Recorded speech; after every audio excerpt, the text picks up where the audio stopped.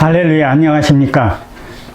최근 우리나라는 코로나 사태를 겪으면서 다른 종교 집단과 달리 유독 개신교에서 많은 코로나 확진자가 발생하면서 사회로부터 따가운 눈총을 받고 비판을 받고 있습니다. 물론 개신교인 숫자가 다른 종교보다 월등히 많기 때문에 많이 발생할 수 있다, 이렇게 볼 수도 있지만, 또 더 정확히는 일부 교회에서 대처를 잘못하고 무리를 일으킨 것은 사실인 것 같습니다. 우리 개신교는 역사적으로 보면 일제시대 때나 6.25 때 사회적으로나 국가적으로 민족의 선봉장이 돼서 바른 길로 인도하고 솔선수범해서 희생함으로 큰 찬사를 받았고 모범을 보여주었던 것입니다. 저는 코로나 사태를 겪으면서 두 가지 말씀을 드리려고 합니다. 첫째는 개신교와 성도들은 이기주의에서 벗어나서 공동체 의식으로 무장해야 한다는 말씀을 드립니다. 얼마 전에 목회 데이터 연구소에서 종교인들에 대한 조사를 하고 그 결과를 발표한 적이 있습니다. 여기에서 보면 질문이 종교인들에 대해서 얼마나 따뜻함을 느끼십니까?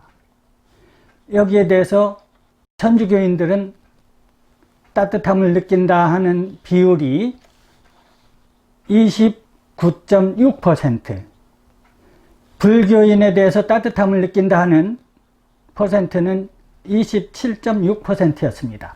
반면에 개신교에 대해서는 아주 부정적인 느낌이, 반응이 나왔다는 것입니다. 개신교에 대해서는 거리를 두고 싶다, 32.4%, 또 이중적이다, 30.4%, 심지어 사기꾼 같은 느낌이 든다, 29.1%가 나왔다는 것입니다.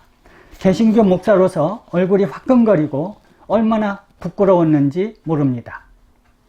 왜 오늘 개신교가 이런 평가를 받게 됐을까? 한국, 일본, 미국의 부모들이 자녀 교육에 대해서 이렇게 다르다고 합니다. 한국 부모들은 자녀 교육을 할 때 절대 남에게 기죽지 말아라, 그렇게 가르친다는 것입니다. 일본은 절대 남에게 폐 끼치지 말아라, 폐를 끼치지 말아라. 미국은 절대 남에게 베풀며 살아라. 얼마나 달라요. 사랑하는 산소망 가족 여러분, 특히 우리 개신교는 목사인 나부터 크게 반성하고 각성해야 할 것 같습니다. 자기 이성만 차리는 그러한 부정적인 그러한 국면에서 빨리 탈피해야 할 것 같습니다. 거미같이 남에게 해악을 미치는 존재로 살아서는 안 되겠습니다. 또 개미같이 그저 자기만을 위해서 사는 이기주의로 사는 것도 안 되겠습니다. 꿀벌처럼 남에게 유익을 미치는 그러한 존재로 우리 개신교는 다시 태어나야 할 것 같습니다. 저는 33년간 장애인 사역을 하는 목사로서 지켜봤어요.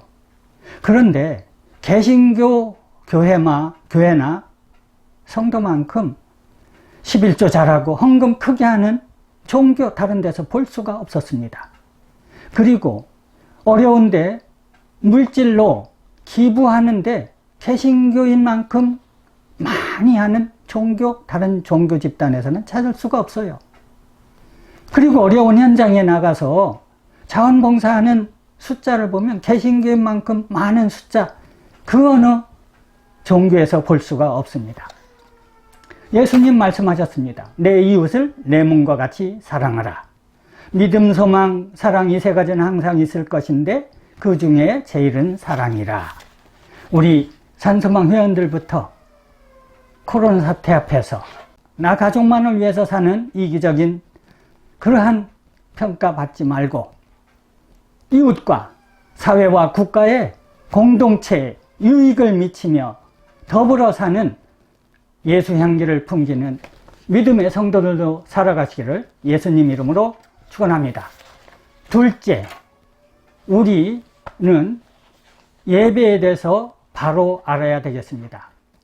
코로나 사태 앞에서 일부 교회에서는 예배당 현장 예배만 예배고 다른 예배는 인정할 수가 없다라는 고집을 부리고 방역당국과 마찰을 일으킨다는 뉴스를 들었습니다. 정말 그럴까요? 예배에 대해서 예수님 어떻게 말씀하셨을까요? 요한복음 4장 24절에 보면 예수님과 사마리아인의 대화가 나오지요. 사마리아 여인이 예수님께 묻습니다. 주님, 참 예배는 유대인들이 주장하는 것처럼 예루살렘에서만 드리는 예배여야 됩니까? 아니면 우리 사마리아인들이 주장하는 것처럼 그리심산의 예배만 예배입니까? 예수님 대답 어떻게 하셨지요?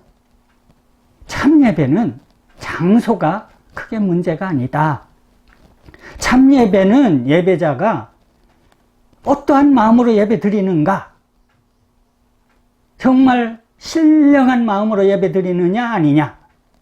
진실한 마음으로 예배를 드리느냐 안 드리느냐가 예배를 결정하는 것이지 장소가 예배의 문제가 되는 게 아니다. 예수님 분명히 말씀하셨습니다. 북한 지하 성도들 보세요. 예배당 없어요. 예배당 예배 드릴 수가 없습니다. 그래도 몰래 숨어서 집안에서 예배 드리면 신령으로 진실한 마음으로 예배 드리면 그게 예배가 된다는 것입니다. 일을 하다 창고에서 몰래 숨어서 예배 드리면 신령한 마음으로 예배 드렸고 진실한 마음으로 예배 드렸으면 그것이 하나님이 기뻐 받으시는 예배가 된다는 것입니다. 요즘은 일제시대 때나 6.25 때처럼 예수 부인하게 하고 교회 파괴하고 불지르고 예배 금지하는 박해 상황이 아니잖아요. 코로나 사태는 예배당에 다수가 모이면 그 코로나 전파력이 얼마나 강력해요.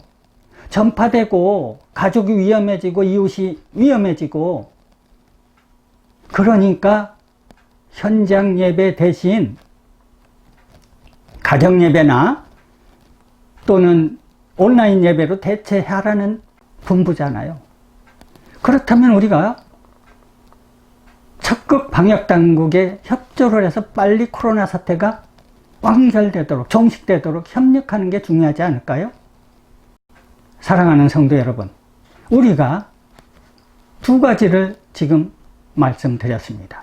첫째는 이기주의로 살지 말고 개신교회는 공동체와 나누고 더불어 산다는 공동체의식으로 무장해야 되겠다. 두 번째는 예배에 대해서 바로 알고 이 위태한, 위중한, 엄중한 재앙 코로나 사태를 빨리 종식시키기 위해서 현장 예배 대신 온라인 예배나 가정 예배로 당분간 드림으로 이 코로나 사태가 빨리 종식되고 우리 산소막 예배도 빨리 재개되어서 반갑고 건강한 모습으로 우리 만날 날을 기약할 수 있기를 예수님 이름으로 축원합니다. 감사합니다.